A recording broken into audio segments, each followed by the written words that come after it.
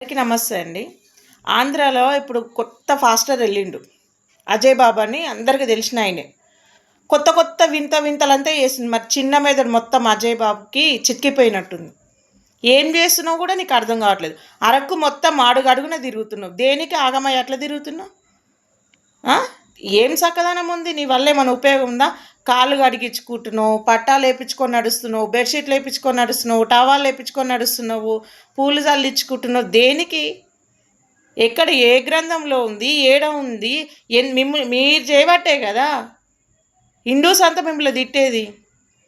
మళ్ళీ అది కూడా ఆయన ఎమ్మెల్యేగా పోటీ చేశాడంట. ఓన్లీ క్రిస్టియన్స్కే సపోర్ట్ చేశాడంట, ఇంకా మిగతా వాళ్ళకి చేయడంట. ఎక్కడ అన్యాయం జరిగితే నేను అక్కడ ఉంటా అంటున్నావు. నీలాంటి వాళ్ళే కదా క్రిస్టియన్స్, మనకు అందరికీ అవమానం వస్తుంది.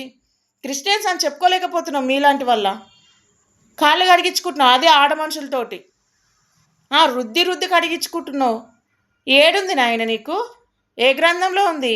ఏ బైబిల్లో ఉంది? కొంచెమైనా బుద్ధి ఉందా నీకు? కొంచెమైనా నీకన్నా సెన్స్ అనిపిస్తుందా?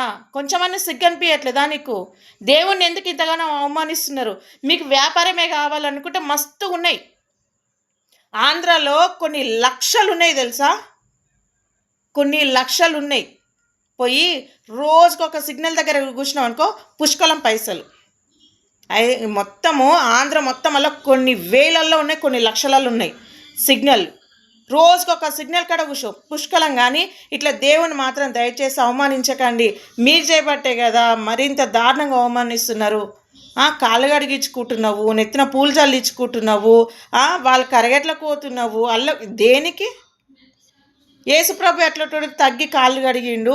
నువ్వు మరి నువ్వు యేసుప్రభు కంటే గొప్పను అనుకుంటున్నావా? లేకపోతే యేసుప్రభు మతాన్ని కాపాడుతున్నా అనుకుంటున్నావా? ప్రజల్ని కాపాడుతూ అనుకుంటున్నావా? ఏమనుకుంటున్నావు? నీకు నువ్వు ఏమనుకో నువ్వు చేస్తున్నావు?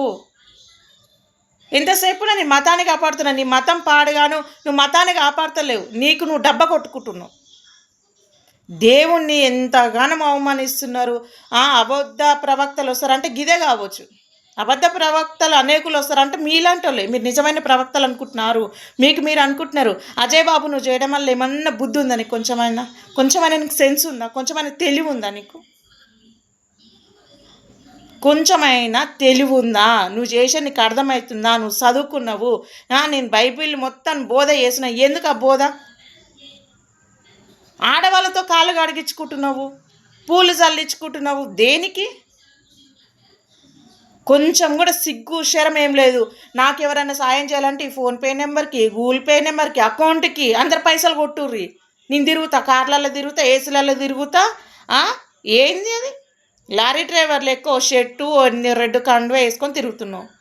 ఇదా నీకు దేవుడు చెప్పింది? కొంచెమైనా బుద్ధి ఉండాలి నీకు.